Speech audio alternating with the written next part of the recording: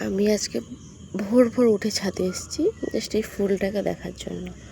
কাল রাতে আমার দেখার সুযোগ হয়নি, তো আমি ভোরের বেলা এসেছি। প্রায় এখন বাজে 5টা 10। দেখুন ফুলটা এখনো পর্যন্ত ফুটে আছে। এবার সূর্য যখন আস্তে আস্তে ওঠা শুরু করবে, সূর্যের আলো পেলেই ফুলটা আস্তে আস্তে বন্ধ হয়ে যাবে।